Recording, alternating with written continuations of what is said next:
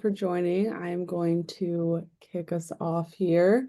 For those of you that I haven't met, I am Alexis Hall, and I want to thank you again for joining our annual Going the Extra Miles community celebration and update this evening. We are so happy that you're taking the time out of your busy schedules and holiday plans to spend it with us. Thank you so much. As you know, my only sibling, Miles Hall, was killed on June 2nd of 2019 while experiencing a mental health emergency, and our life and family were changed forever when my brother was killed by police who are supposed to protect and serve. We turned our pain into purpose by creating the Miles Hall Foundation, so that Miles will never be forgotten, and in his honor, we work to make positive change in his name for people with mental illness, as well as their friends, families, and our communities. One of our main goals at the Miles Hall Foundation is to make sure that police aren't the first responders to mental health and behavioral health emergency situations. One way that we do that is by creating awareness and building community around the issues that live at the intersection of mental health, racial and social justice, as well as public safety. We've been doing this for about 5 years now, and our community continues to come through, and I'm happy to share that our 5th annual Turkey Trot was another success. People participated from across the nation and the continent again this year. Thank you again for sharing your day thinking of Miles and helping us destigmatize mental illness. I want to thank Contra Costa Fitness, who walked at Larky Park in Walnut Creek and brought their family and friends together. It truly takes a village to protect our loved ones, and we're so happy with our community of supporters. It has been a very busy year filled with fundraising and building community, and we have received generous donation from Wandy Parenti and Tina Hightower, two sisters on a journey, who helped us kickstart our annual Miles Hall Impact Gala, which was held at the Black Hawk Museum on June 2nd. We had amazing speakers that joined us: P. Frank Williams, Ariva Martin, Tony Thurmond, the California State Superintendent of Schools, as well as our board members, Dr. Jones and Dr. Rafael Yuan, as well as musical act Soul Development and former NBA player Antonio Davis. We also want to thank our gala sponsors, Outfront Media, Alpha Business Advisors, Cisco, Contra Costa Regional Health Foundation, Kaiser Permanente, John Muir Health, as well as Diablo Subaru. We also want to give a big welcome and thank you to the Hoffman Family Foundation for being our Impact Gala presenting sponsor. This year, we also continued our Play for Miles events and online auction, which was our 3rd annual Play for Miles, and it was bigger than ever. Thank you again for everyone who participated by buying tickets, bidding on and donating online auction items, as well as sponsoring the fun games, all for a good cause. We especially want to thank our returning sponsors, AssetMark, Alliant, Blue Dog Events, Mello's Italian Table, High Band Construction, RMX Insurance Services, Anthem Blue Cross, Mechanics Bank, Gulf Blooded, Mount Diablo Resource Recovery, Raj Tower DDS, Nancy Gibbons, and so much more. We couldn't do these community building events without our many volunteers. These fundraising events are how we support the work that we do, and this year they helped support our pilot subsidized therapy program and our Breaking Barriers Youth Summit, and so much more. We're grateful to everyone who has helped us achieve our goals along the way. With that, we have been very busy, and I'm going to turn it over to my mom and the executive director of the Miles Hall Foundation, Tawn Hall, to give you an overview of the past year and introduce some of our guests on tonight's call. Mom, over to you. Thank you. Thank you, Alexis. Isn't she wonderful, everybody? You can kind of see the spirit, right, of our children.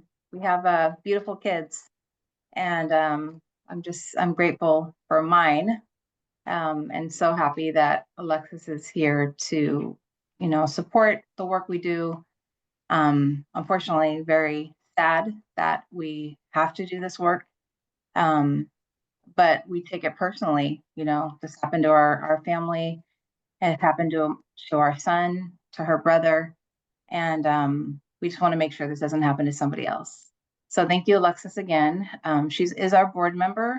one of our 8 board members, and just so grateful for her.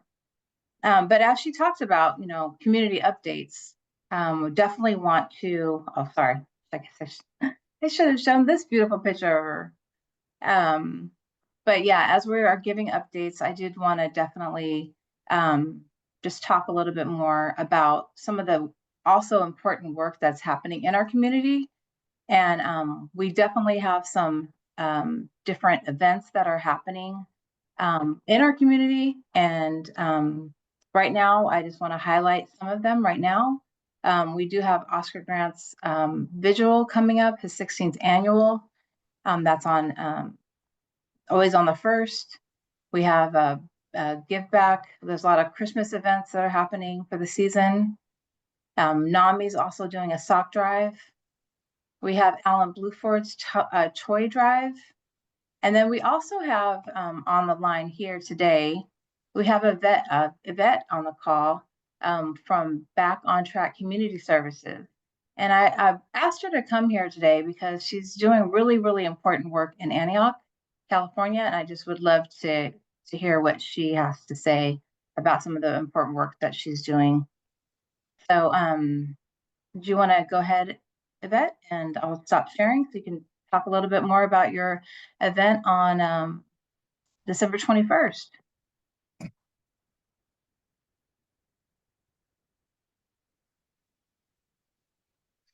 think you're muted. There we go. There you are. Oh, there she is. Hi, everybody. Hello. Good evening. I won't be as long-winded as I normally can be, but I'm Yvette Williams, and I represent Back on Track Expungement Services, which I've been doing expungement since 1998. Back on Track Community Services, which is the nonprofit that serves the community. And Midnight, the Association of Midnight Basketball, which we have the honor of having Ms. Hall come in and talk to the young people about mental health and what to do in regards to receiving therapeutic referrals and resources. So December 21st, we are doing collaborating with the city of Antioch, and we're doing a toy drive. If you guys would like to donate, of course. It's the Seasons Fest from 12 to 3 at the Antioch Middle School.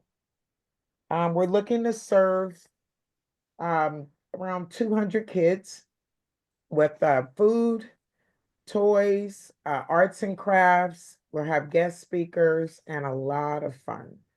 So it's from 12 to 3, December 21st at the Antioch Middle School.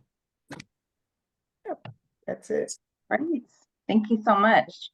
I'll also make sure we have your link in the chat as well. Okay. That's if people want to sign up to get involved in her event. So again, I just want to thank you, Yvette, just for the work you're doing in the community. Also for, having me attend that event, because it was really, had a lot of kids there, and it was really good. We had some good discussions about mental illness, about serious mental illness. And I remember your kids asking some really good questions. So, I mean, that's what it's about, right? It's about educating and making sure that people know what resources are out there. And so that's, I'm now going to kick it off to myself, where I'm going to kind of just give a review of kind of some of the things that we are really proud of, that we want to make sure you guys know what's happening within the Miles Hall Foundation. So it's really just an impact kind of a discussion about what we've done. So, as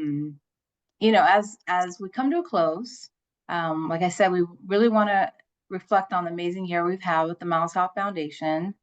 From our groundbreaking programs to impactful advocacy, this year has been definitely a year of progress towards our mission to educate, advocate, and prevent harm for individuals with mental illness and their families. And with 2025 on our horizons, we're working really hard to advance our strategic goals and expand our reach. Some of the things that I really want to make sure you guys know that's happening is that we have piloted now 2 trauma-informed therapy programs that are specific to BIPOC communities. And there is actually one happening right now. So, but it's been really successful, and we're really happy that we're able to reach the needs of our community. We've also have had 2 youth summits. We have our 3rd one coming up next year. And those were really successful. We grew the first one, we had like about 30 people, 30 kids. The second one, we had about 80 kids. And we also bringing in the school districts and the community colleges. So there's a lot of really important things that are happening within our community building. So really proud of that. Also, I hosted a BIPOC mental health awareness panel featuring experts like Dr. Jason Outlock, Lauren Madlock, and Stefan Dent, and where we discussed we discussed the benefits of culturally responsive therapy in the Black community, excuse me. But behind the scenes, we are continue our vital work, decriminalizing mental illness, destigmatizing it, and advocating for mental health, and focusing on Black and Brown communities. Let's clean up your dolls. And then we're also really, as far as our policy and reform, in 2024, we're really happy to talk about that we've been in Sacramento. We've talked to lawmakers, including Moms Demand Action, to share Miles's tragic story, but to seek solutions for the criminalization of mental illness, but also to make sure that people understand families like ours and what we're having to deal with with losing our loved one. At a private event with Assemblywoman Rebecca Bauer-Kane, we celebrated Proposition 1's approval, paving the way for treatment facilities and housing for those with mental health and addiction challenges. The Miles Hall Foundation also collaborated with California Health and Human Services, CalHSS, on the 988 Policy Advisory Group to shape the 5-year implementation plan for the statewide crisis response. We'll have Dr. Eric Rafalayan, our board member, talk about that in more detail. Empowering youth and communities is very important because we believe that the power of our young voices and community connections are important. Just as Yvette was talking about the work that she's doing and the work that we do to make sure that we're talking about Miles, we're talking about the things that are happening in our communities and how to prevent them. So from youth engagements to speaking at high schools, which I've done a few times this year, the Twilight basketball program that Yvette was talking about, we reached hundreds of young people with the messages of mental health awareness and empowerment. We've developed new partnerships with the WISP, Wellness in Schools program in Contra Costa County. They are the ones that are the ones that support all of the wellness centers throughout Contra Costa County. And the Miles Hall Foundation is working to figure out how we can support those wellness centers. So there'll be some good news to come for next year. We've also had some grant success. Thanks to Angelique Del Bellaford and Patty Mitchell, we secured a Kaiser grant to implement interactive mental health programs for the Antioch students for the 24-25 school year. And we are excited about that for next February, which we are going to be implementing with one of the Antioch schools.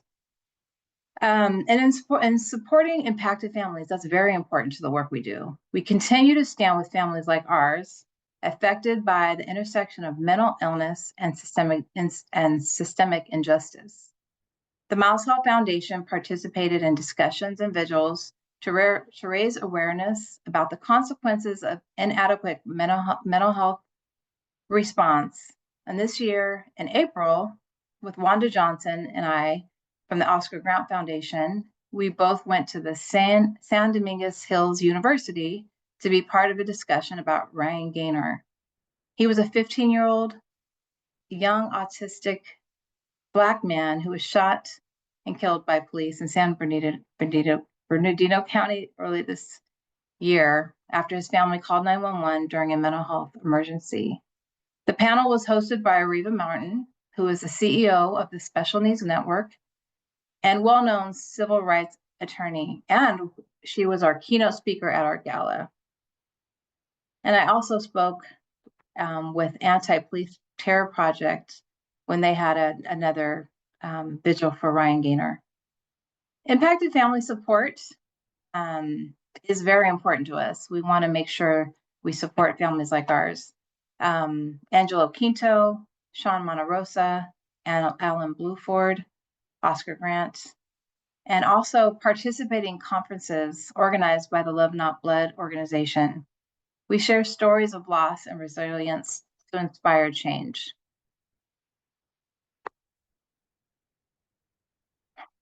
I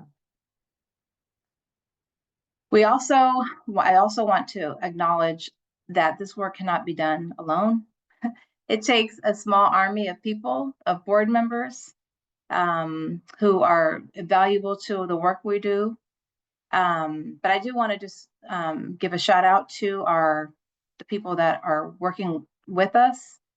We have a new grants researcher, Angelique Del Bellaford, our communications interns, Doris, Esme, Jamie, our Google Analytics guru, Linda Jimerson, Charlene Kemmler, she's the CEO of the Loveland Foundation and SK Philanthropy, Jules Ridgeward, a nonprofit attorney, David Owls, an auctioneer and fundraiser, Sophia Sino, who's helping us build community and support and sponsorships, Miriam Abrams helping us with strategic planning.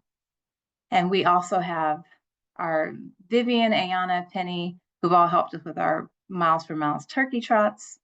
But we can't forget the gala, the golf and poker party, and the volunteer team leads.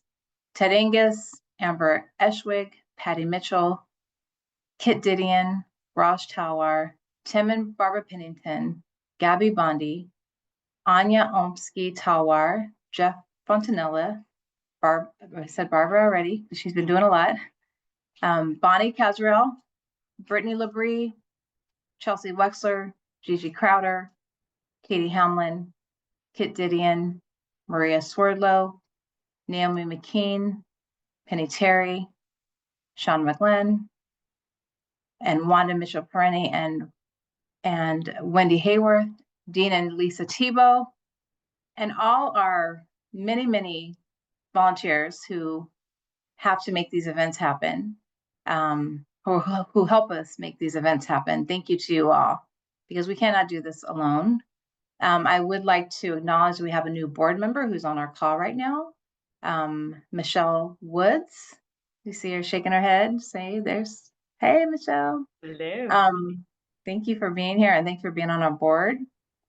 We also have Dr. Ralph Leon, Dr. Gabrielle Jones. We have Dave Hobbs, Alexis Hall, Scott Hall, Curtis Reese, Tony Baruti, and I know I'm missing somebody, but I'm sure I'll remember who that person is. But I just want to thank you all for just being on this call today. There's so much to celebrate. But I want to now hear from our board member, Dr. Eric Raflayan, who's an expert in 988, and he's a psychiatrist on our board. And since I have these beautiful slides that Patty helped me present, I just want to put that up there real quick so you can see him. And now we will hear from him. So Dr. Eric Raflayan, would you like to kick it off and talk about 988? Sure. Thank you. Thanks, Tom. Thanks, everybody. Thanks, Alexis, for helping with the slides. So as mentioned, my name is Eric Raflayan. I'm a psychiatrist. I'm actually based in San Diego, so I'm not up in Walnut Creek or Contra Costa County with most of you. But California is a big state with 58 counties, and we've been pretty busy. So I'm excited to give you some of the updates on what 988 is, what work has been going on with AB 988 and what there is to look forward to. So what exactly is 988? Let's just run through a brief refresher. I know probably half of you could probably recite this with your eyes closed in your sleep, but for the folks who might not have heard, I just want to make sure we run through it. So 988 is an easy to remember 3-digit number that's accessible anywhere in the US and even American territories abroad. So for example, if you're in Guam or Puerto Rico or you're a service member, what can you call 988 for? You can call 988 or reach out to 988 for any kind of emotional distress. So it's not just suicide prevention, it's any kind of mental health crisis, could even be a substance related crisis. And you can call 988 if you're worried about somebody else. So you can, if you have a family member, a loved one, friend that you're worried about, you can also call 988 for that. It doesn't just have to be about yourself. And what happens when you call 988? So on the other side of the line, there's a trained crisis counselor who can help you figure out your situation over the phone, provide some real-time support. And we'll hear a little bit more about this from Tansy later on, but in some places, and we'll talk about specifically what's happening in California, they may be able to connect you, whether that's directly dispatch or refer or get in touch with a mobile crisis team if needed. And so that is a non-law enforcement mental health specialist team. And you will hear a little bit more again about that from Tansy. Some other things about 988 that I want to highlight is that it's not just calling. So you can call from any landline or cell phone, but you can also directly text. And this is really important, especially for younger folks or for people who don't, sometimes when you're really overwhelmed, you don't necessarily want to talk on the phone. And so you can text from any cell phone, just directly text to 988, and you can also access online at 988lifeline.org. Sometimes people ask, well, is there a charge for 988? And 988 is always free. There's a very small asterisk here in that if you are on a phone plan that charges by the minute or by the text, 988 at this point is not exempt from that in the same way that 911 is. But most folks are no longer on these types of phone plans. If you have specific questions about that, it's best to check with your individual phone provider. And then 988, excitingly, is accessible not just in English, but 24/7 in English and Spanish bilingual counselors. And then hundreds of other languages are also available, and that uses an interpreter service, sometimes called a language line. There's also 988 specialty services for folks who are deaf or hard of hearing or use American Sign Language. So probably a lot of the folks on the call are familiar, or at least have heard of AB 988, also known now, thanks to the work of the Hall family and the foundation, as the Miles Hall Lifeline. And so that is what we have in California. And so on this map, it's a little bit confusing for me because I feel like green should be the best, but gold is the best. And so you can see California is there and it's in gold. And then there are a number of other states. This is the map actually just pulled directly from NAMI's website. They've been tracking this on a state-by-state basis. Every time I check, every few months, there's some modifications as more and more states are catching up. And so we're excited to see that. Next slide. And so AB 988, the Miles Hall Lifeline Act, so this passed in 2022. And it's really one of the best in the nation model bills. So it has sustained funding for 988 and non-police response. So that includes not just the phone line, but also connections to non-police response, as well as aftercare. There are implementation requirements and support for implementing those for all of California's counties. So that's actually being launched by state agencies later this month. So we'll talk a little bit about that in the last slide. And then there's an interesting part in here that not all states have, actually most don't have at this point, but requiring insurance to cover services.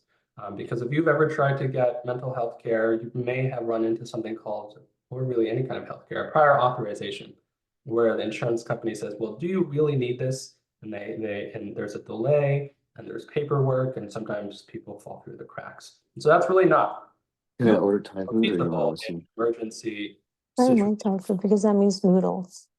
All right, it sounds like some folks are not muted. Okay. And so insurance requirements to make sure that everyone has access to this across the state, no matter what insurance you have or if you don't have insurance. Next slide, please. So this is a kind of complicated slide, but this is what state agency Cal HHS has put out as their goal of all the way from awareness to technology, the response and the integration of 988 into other services. And they are looking at it in terms of some of these questions. And you can see that along the bottom of, will the help seeker know who to call? Will they be appropriately connected? Piece of this is if someone calls 911, but really 988 is a better fit for them, can they be connected to that? And so, yes, in California, we are actively working on that. And then the next, will they receive a high quality 988 contact? And so that's from the call center. And then will the help seeker have access to immediate and ongoing care? So immediate could be that non-police mobile crisis team, and then ongoing care for aftercare. And then another way to visualize it is on the next slide, which I think actually is perhaps a little bit more helpful. If we just zoom into the middle section there, so the crisis care services. So what California is setting up is right there, crisis hotlines and 988. So if someone's in a crisis, they just need to know a 3-digit number, 988, and they can reach out. And then that connects them to the support they need. And if for some reason, let's say like someone had overdosed on something and they really needed an ambulance there, 988 can get you that. But in the more likely case that you don't need that, then 988 can handle it internally. And if they need a mobile crisis team response, they're connected to that. Mobile crisis team can assist on site, whether that's at school, at work, at your house, and then provide support. And if you need more support, that there's crisis stabilization services. And so we'll hear a little bit about that from A3 as well. And then the next piece in the state's plan is this: if someone needs a few more days, and 24 hours is not enough, but a short-term residential program. And really the goal of this is to keep someone out of hospital if they don't really need to be there. Another important part here, and this is not really illustrated that well, you see a criminal and juvenile justice system up here, but really to divert calls away from 911 and to divert service calls away from police if it's better served by a mental health emergency team, because it's a mental health emergency and not a criminal emergency. So I've gone through that kind of fast, and I think we'll have questions at the end. Hopefully this overview is helpful, and you'll hear from some of sort of those individual pieces in that diagram. And then I just wanted to leave you all with a quote of mine that I really like, which is: the safest communities don't have the most cops, they have the most resources. So I'm thankful to the other folks on this call here and who have really been organizing, donating, volunteering, spending their time and their effort to make sure that people have the resources that they need. Thank you.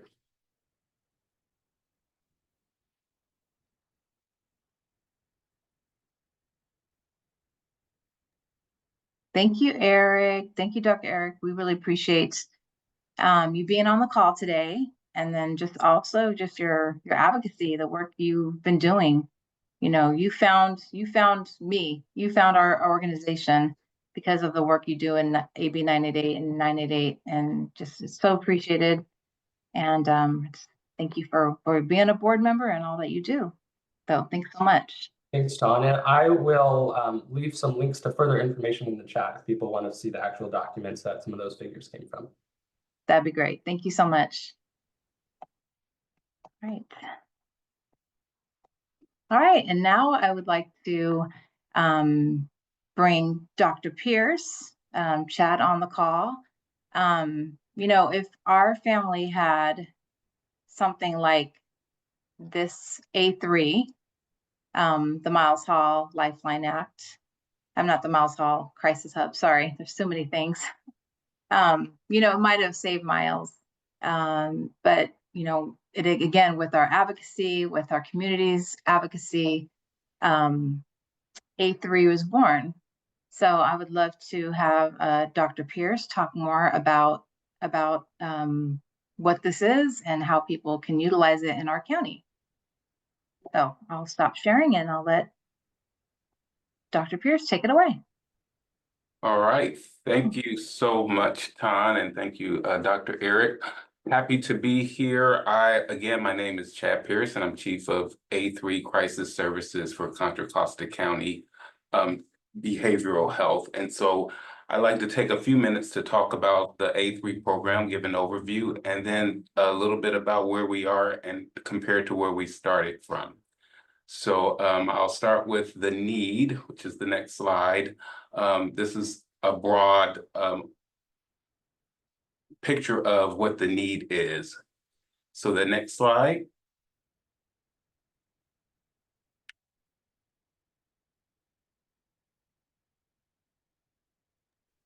Is it not letting you do it, Alexis? There Okay. we go. Okay. So really A3 is about being that fourth arm of the first responders.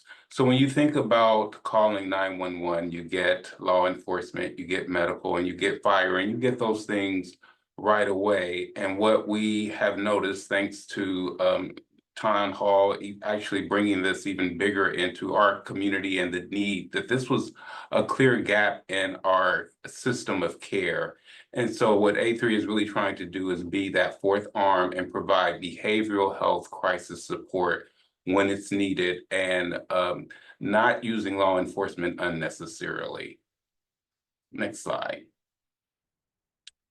So most of you who are on this call likely know this history about Miles, but what I wanted to point out here is that it really was Tan's advocacy that really put the county in motion to really look at our system of care. And so it's an honor for me to be here, because I think that if it had not been for that kind of advocacy, we might not be where we are today with the services that we're able to provide the community. So I wanted to show this slide because this is really kind of at the heart of our program. Next slide, please.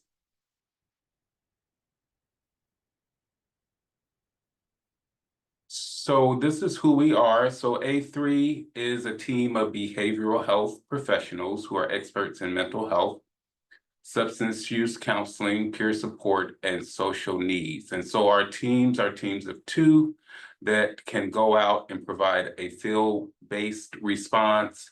And we have different levels of teams, but these are the disciplines that we have that are going out and providing support to families. Next slide, please. I won't spend a lot of time here, but what I do want to point out is, if you notice, the green box in the center is the A3 Miles Hall Crisis Call Center. And I know that we were talking a lot about 988, and we are looking to integrate that so that we do have an integrated system, so that when anyone calls, they will be able to get the kind of support that they need, the right support at the right time.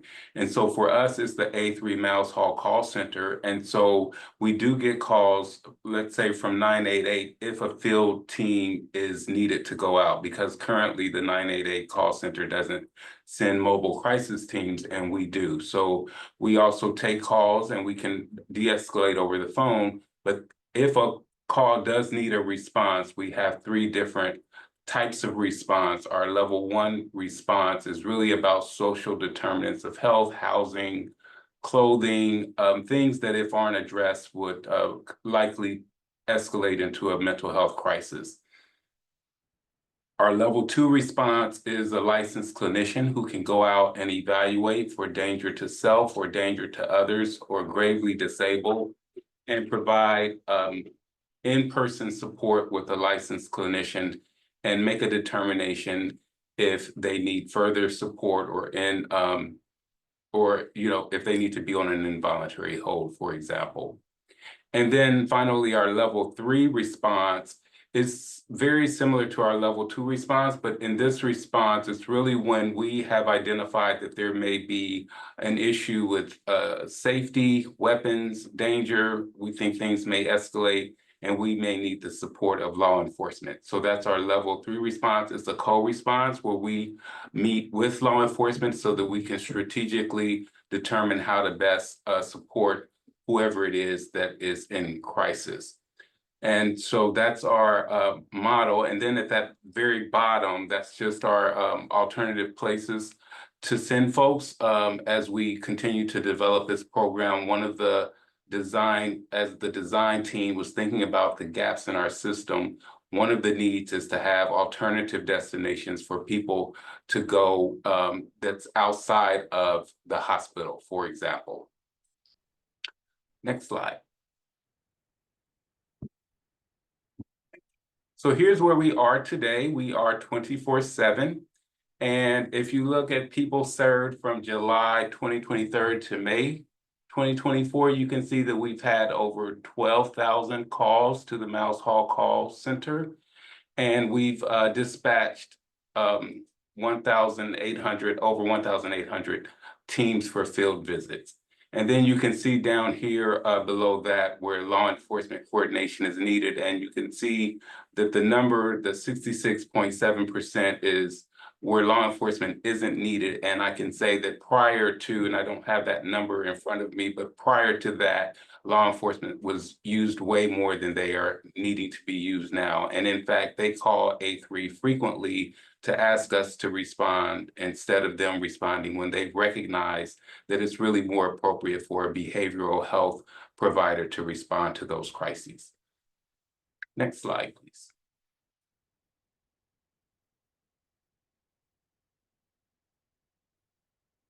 And these are just some numbers over, this is just like a snapshot of 1 quarter, and it just shows some of the top cities from July to September. So you can see where our call volume is in these different cities.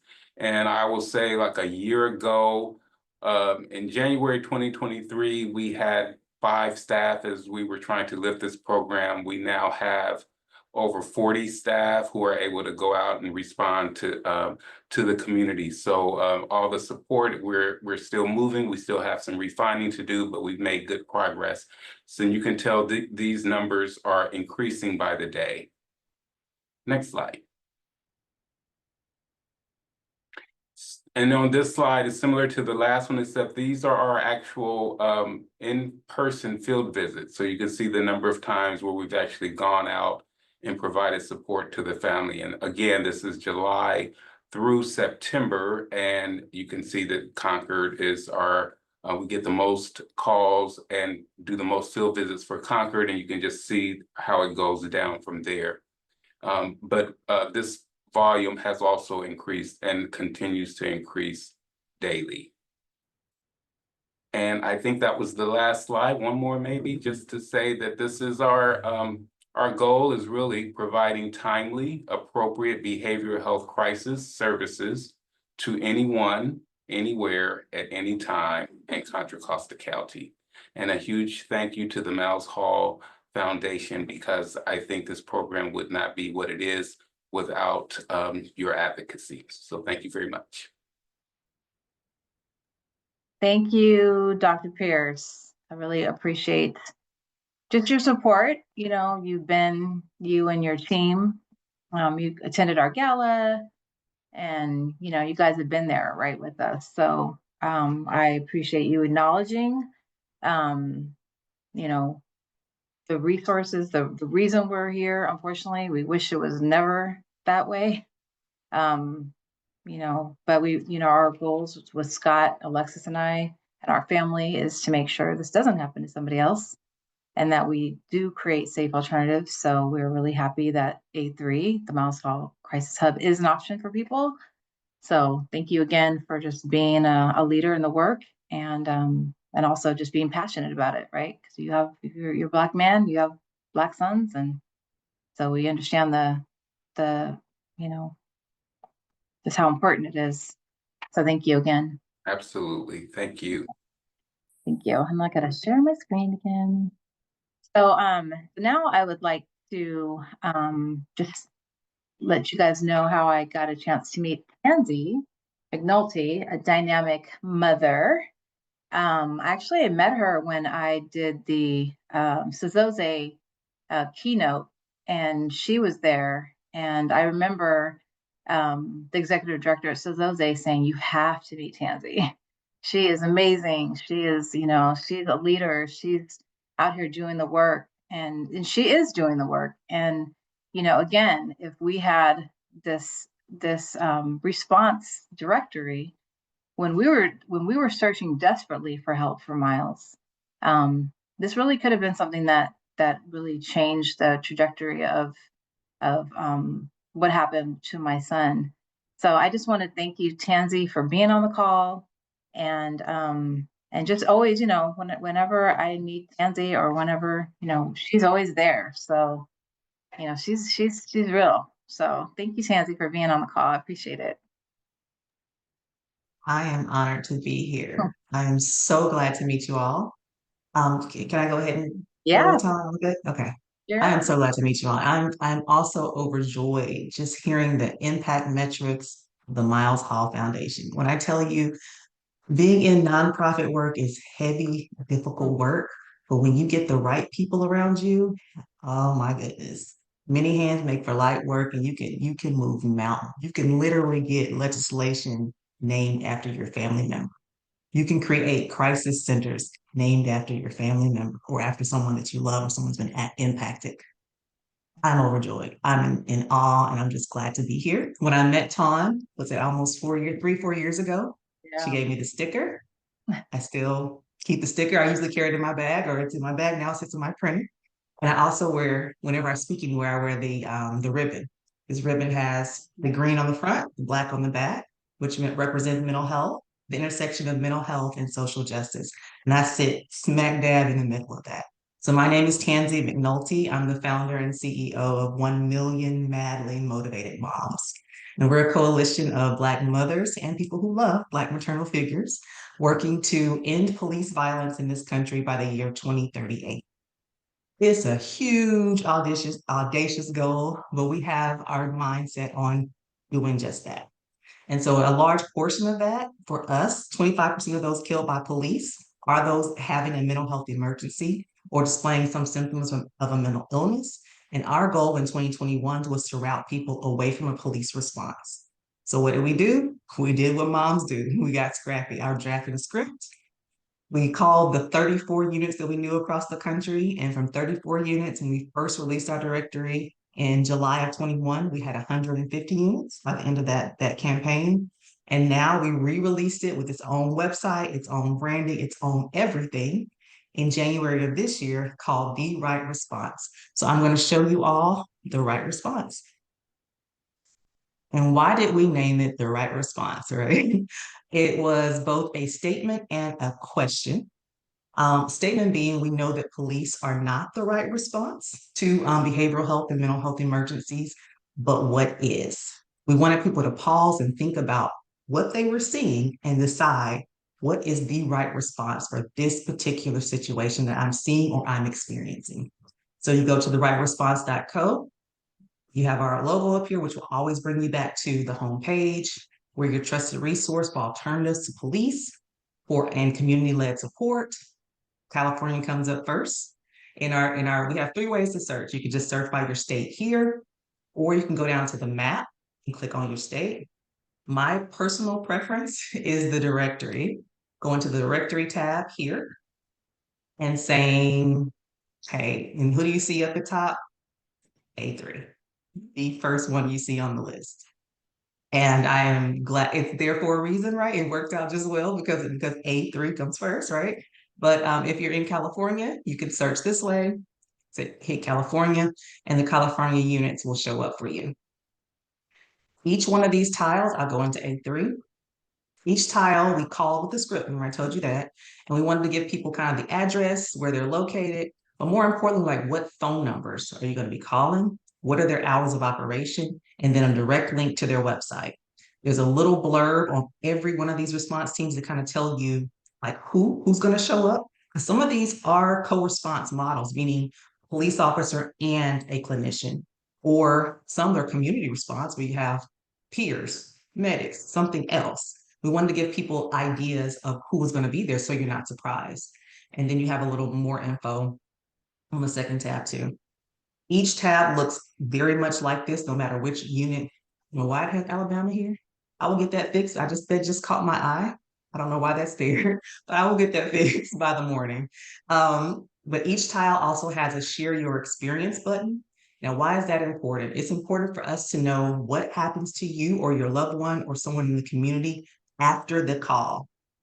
After you call, after the situation's been de-escalated, after you're back home, you have resources in your community, what happened? So we don't want to push or recommend you to someone who is going to harm you or some additional harm will happen. And then for us also, how easy was it to use our site? Was it complicated? Was it confusing? That's a question on the questionnaire as well, because we need to improve what we're doing too. Couple other buttons before I kind of sign off. If you need to share a new response team at the top, click share a new response team, because this list is ever growing. Right now we're at 260 units, if I'm not mistaken. There are new units coming up all the time. Please let us know who's in your area. We'll call them, we can add them to the directory. Also, if anything is incorrect, we need to know that too. This tile actually, when somebody from the Miles Hall team called me and let me know I had the wrong logo up, I immediately stopped. Let's correct that right now. We got it fixed and make sure we had the right things. Like I will also fix, I don't know why this random Alabama is showing up right now. I'll have that fixed by the morning. But yeah, that's the right response. If you want to know more about us, you have your About Us tab. Frequently asked questions. People are asking, like, why is this free? Do I have to have insurance? And we answer the questions for you. There are very few that you do have to have some prior relationship with the entity before they will come out. And you need to know that. And it said that on their particular response card as well. How to contact us, to donate to the right response to help us to grow this directory and get the word out more. It is very difficult to raise awareness for things if you're a smaller team or a smaller organization. So we use every opportunity we can to share about the right response, to get people to use it, to ask for their feedback as well, and then just try to improve it and just make it better with each passing month. But that's the right response. And we're going to have questions a little bit later. If you have any for me, I'll be glad to answer them. Thank you. It's amazing, amazing. It's a great directory and appreciate all the hard work that's gone into it. It's obvious that it's, a labor of love for sure. So, thank you again, Tansy, for just what you're doing out there and making sure that we have safe alternatives for people who need help and that do not involve police, because we obviously know how dangerous that is with the statistics, the staggering statistics. So thank you again for doing the work you do and being a mom who cares about her community. So, and you guys see it, right? You see her heart, it just shines through. So thanks, Tansy. All right, so now I'm going to go ahead and talk a little bit about what we're doing, what our plans are for the next year and beyond, because you see all the work that we've done, but there's so much more to do. The systems are very, it's a lot of work. So we really have to prioritize where we spend our time and make sure that we really are getting the impact that we want. So, it's just hard to believe that it has been 5 years since Miles was killed, 5.5 years now. And, our work to decriminalize mental illness is like urgent. Like I said, we don't want this happening to anybody else. And it won't bring our son back. But, we are definitely creating a legacy in his death. So, and even though he's not here in a physical form, he's with me every day, with our family every day. But we can't do this work without you guys. So I always say that because we wouldn't be where we are without you. And I appreciate all the people on the call today, but all the ones that, have been, with us and working hard. But this year that we've been actually working with 2 outside consultants to help us develop our strategic and operational plan for the years ahead. And it's, like I said, it's very challenging work. There are so many things that are broken that need fixing.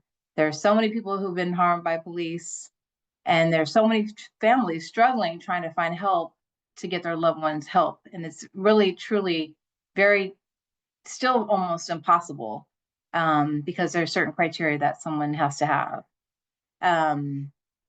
But as we are growing our organization we have to we always have to look forward and to help us figure out where we need to allocate our resources, what are we going to do next, what's going to have the most impact.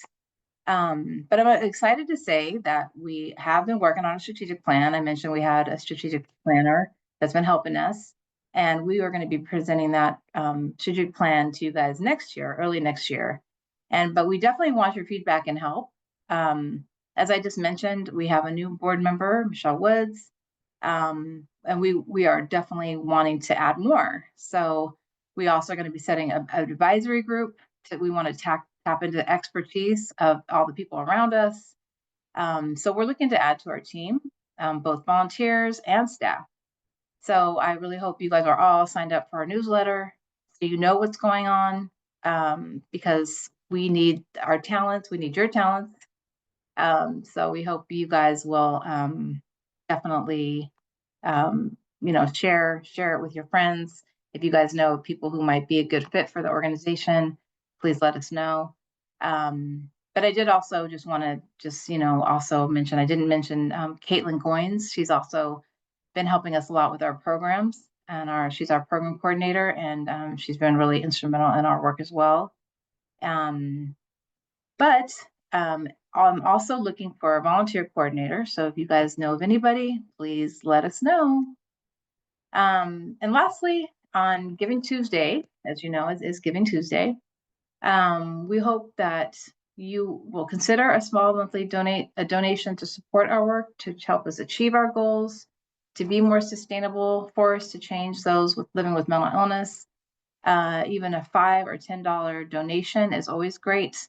And we're really trying to get people to, make it just a monthly commitment. So maybe that would be a $5. I do have a few people on the call who do have signed up that way, and it makes a difference. But for the 5 years of doing this work, we definitely want to make sure that no other family has to experience what we have with losing Miles. He's missed every day. Tansy mentioned, we talked about this work is not easy. It's not easy being in a nonprofit, but it's very difficult doing the work where you've been impacted. But we can't do this without people and organizations like you. So if you guys are able to donate, we're gonna put a special link in the chat. And obviously, a lot of you guys already donate, so I don't expect any of you guys to donate necessarily, but share it with your networks. Always know that we appreciate just your advocacy and being with us and helping us. I'm gonna put that in the chat right now. And then we did want to take a couple minutes to, if there's any questions. Alexis, were there any, questions in the chat? No questions in the chat. Not yet? Okay. Did anyone have anything specific that they wanted to ask? Any of our amazing speakers? Nope. Okay. All right. Well, right now, I would like to try to, I don't know if I'll be able to get this. Let me see if I want to show a quick video of our youth summit. So let me see if I can get this, just so you guys can have an idea of the day. It was a lot of fun. Kids had a great time. I don't know if it'll work though, but I'm gonna try. Can you hear that though? All right. No, you can't hear it.